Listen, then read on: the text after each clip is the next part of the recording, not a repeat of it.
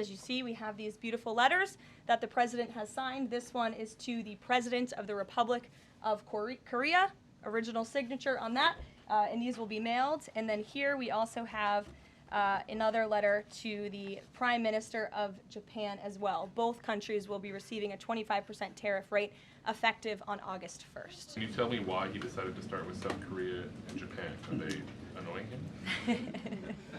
It's the president's prerogative, and those are the countries he chose. Pheasant said yesterday that countries will boomerang back to the April 2nd tariff level starting August 1st. Why did the president decide to have those tariffs not take effect Wednesday as originally scheduled?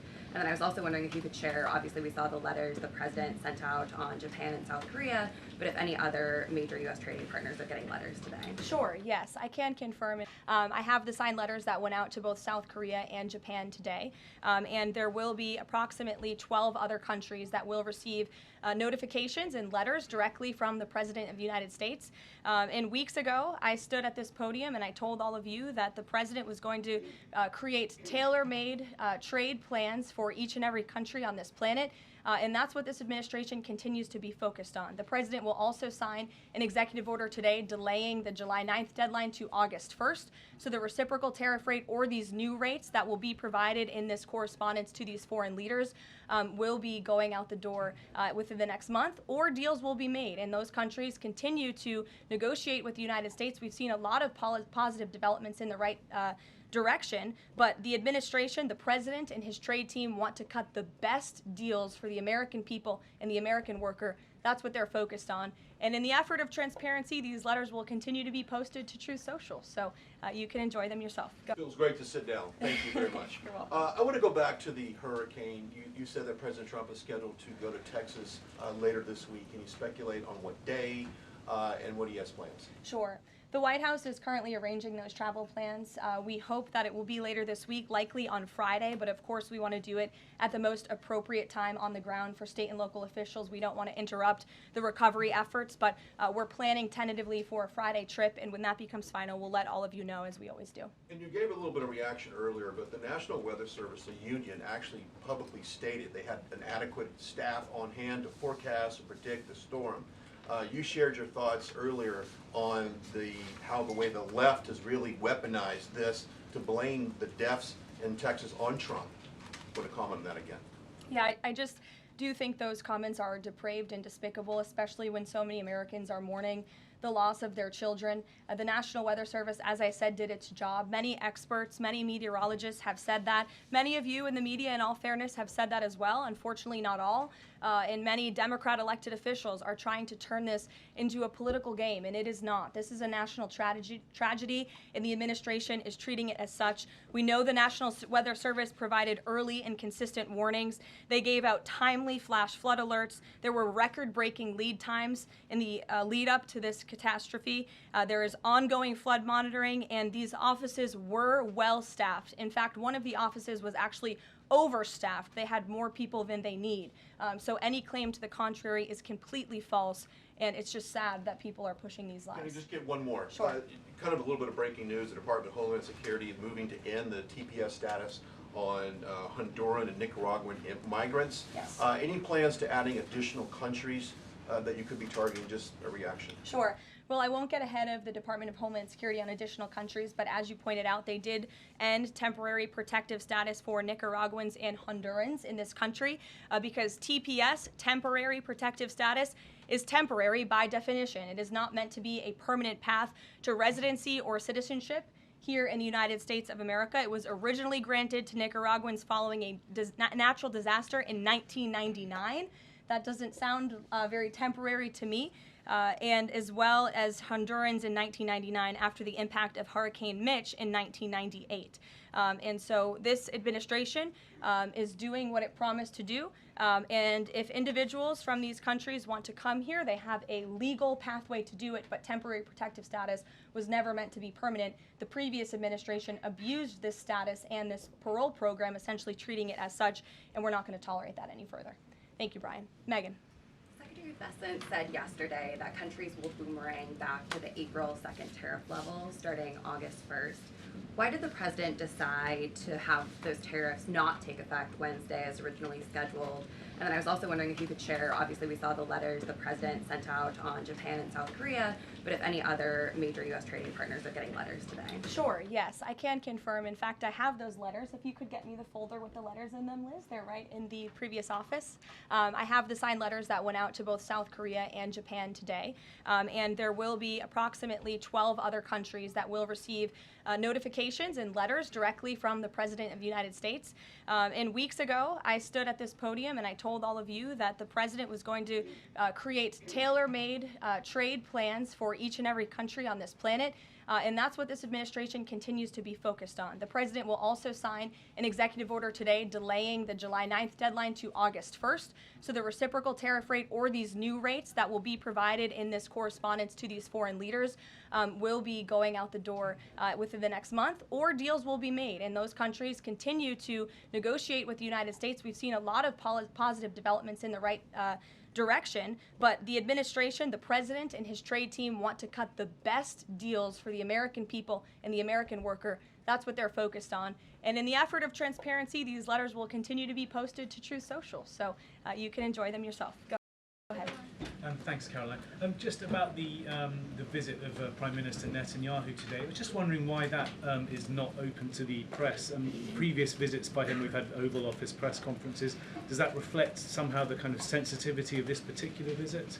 No, they're having a private dinner. There's many important matters that are obviously ongoing in the region, as you know. The utmost priority for the president right now in the Middle East is to end the war in Gaza and to return all of the hostages. Also, as you know, there was a ceasefire proposal that Israel supports that was sent to Hamas, and we hope that they will agree to this proposal. We want to see all of the hostages released. That's on the top of the president's mind, so that will be discussed, as well as the many other positive developments we've seen in the Middle East.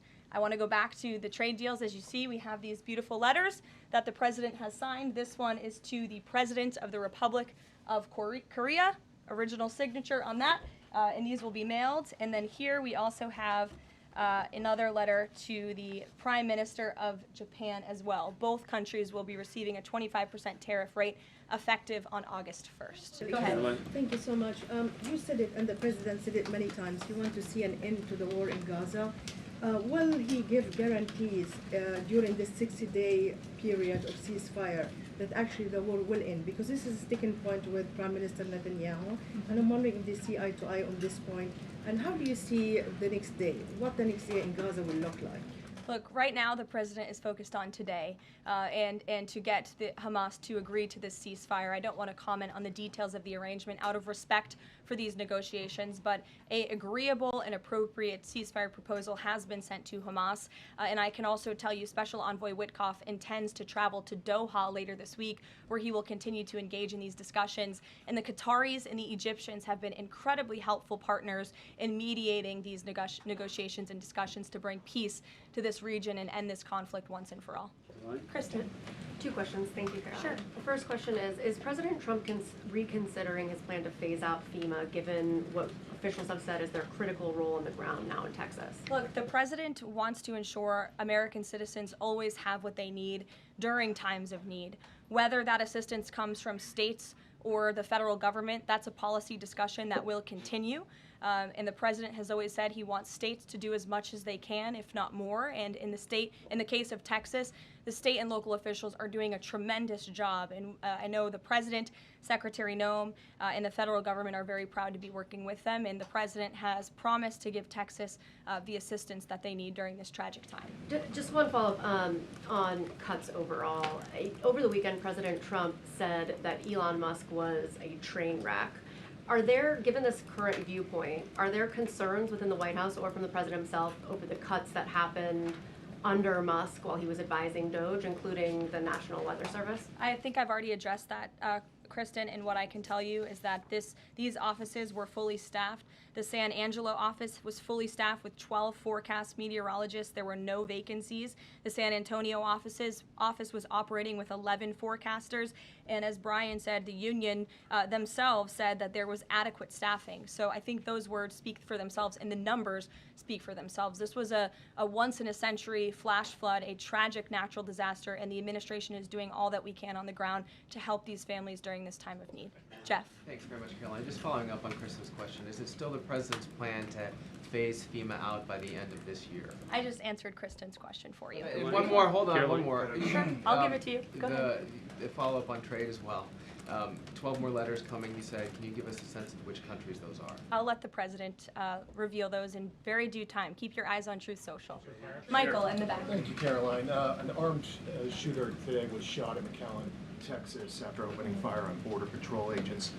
Comes just days after Democratic Congresswoman Pramila Jayapal recently said she gets, quote, inspired when activists obstruct ICE.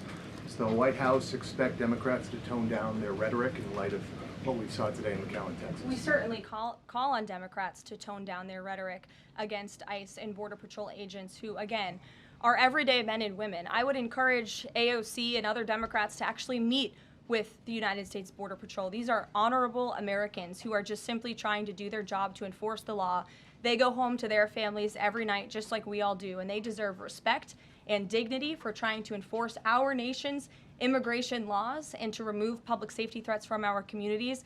The White House is aware of the shooting that took place today in Texas, and we are working with the appropriate federal agencies to get to the bottom of what happened. Caroline, the DOJ and FBI have now concluded there was no Jeffrey Epstein client list. What do you tell MAGA supporters who say they want anyone involved in Jeffrey Epstein's alleged crimes to be held accountable? This administration wants anyone who has ever committed a crime to be held accountable, and I would argue this administration has done more to lock up bad guys than certainly the previous administration. And the Trump administration is committed to truth and to transparency. That's why the Attorney General and the FBI Director pledged at the President's direction to do an exhaustive review of all of the files related to Jeffrey Epstein's crimes and his death. And they put out a memo in conclusion of that review. There was material they did not release because, frankly, it was incredibly graphic and it contained child pornography, which is not something that's appropriate for public consumption. But they committed to an exhaustive investigation. That's what they did, and they provided the results of that. That's transparency. Follow up on that, Sure. Caroline. Okay, so the FBI looks at the circumstances surrounding the death of Jeffrey Epstein. According to the report, this systematic review revealed no incriminating client list. So what happened to the Epstein client list that the Attorney General said she had on her desk? Well, I think if you go back and look at what the Attorney General said in that interview, which was on your network on Fox I've News. got the quote. Go ahead. John Roberts said, DOJ may be releasing the list of Jeffrey Epstein's clients. Will that really happen? And she said, it's sitting on my desk right now to review. Yes, she was What? saying the entirety of all of the paperwork, all of the paper in relation to Jeffrey Epstein's crimes. That's what the Attorney General was referring to, and I'll let her speak for that. But again, when it comes to the FBI and the Department of Justice, they are more than committed to ensuring that bad people are put behind bars. They have an operation going on right now called Summer Heat, which has our murder rate trending in the lowest direction in United States history. Their emphasis on violent crime and locking up violent criminals has led to the arrest of 14,000 violent criminals. That's a 62% increase from the same time period last year. So this Attorney General and the FBI Director are committed to putting bad people behind bars where they belong. That they promised an exhaustive review. That's what they did. For any further details, I would refer you to the Department of Justice. Kate. Thanks, Caroline. With Prime Minister Netanyahu visiting the White House today, yesterday the president said that he was working on a more permanent deal with Iran, but several days ago he didn't think one was necessary. What changed? Well, when you asked me about this, or when you all asked me about this several weeks ago, I said the president thought maybe an Iran deal was not necessary, but of course the president is always interested in peace and diplomacy. That remains true, and the administration continues to be in contact, both directly and indirectly, with the Iranians on a deal. And then on tariffs, you're now delaying the deadline from July 9th to August 1st.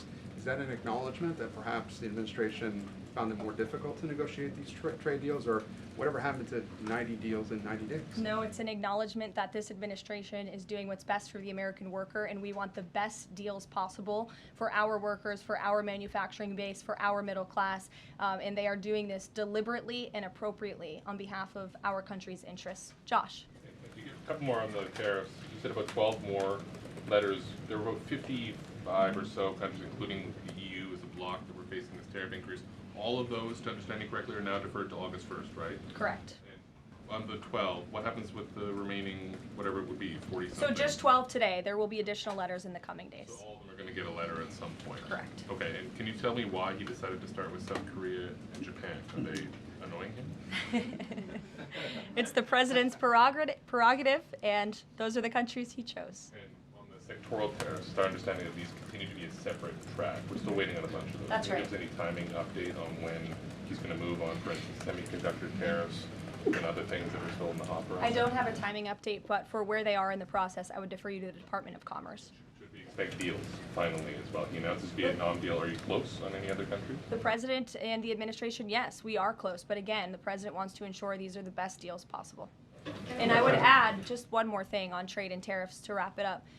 Look at the extensive work this president has put into cutting these good deals and doing what's right for the American worker. He is literally looking at the map and looking at every country on the planet and seeing where they are ripping off the American people, seeing where they have hollowed out our industrial base, seeing where our jobs have gone to other countries overseas because of their tariff policies, and he's trying to correct that. So this is decades of bad trade policy that has led to a deficit that is ravaging our country, that is ravaging our middle class, and the president is taking a very deliberate approach to correcting this wrong of many decades, of many past presidents. And so I think he should be commended for the time and the effort that he is putting into this. And the fact that he has announced a framework with China, a trade deal with the United Kingdom, a trade deal with Vietnam, and many others to come in just a matter of 6 months is truly historic, and it's a testament to this president and his trade team who are working around the clock to get this done.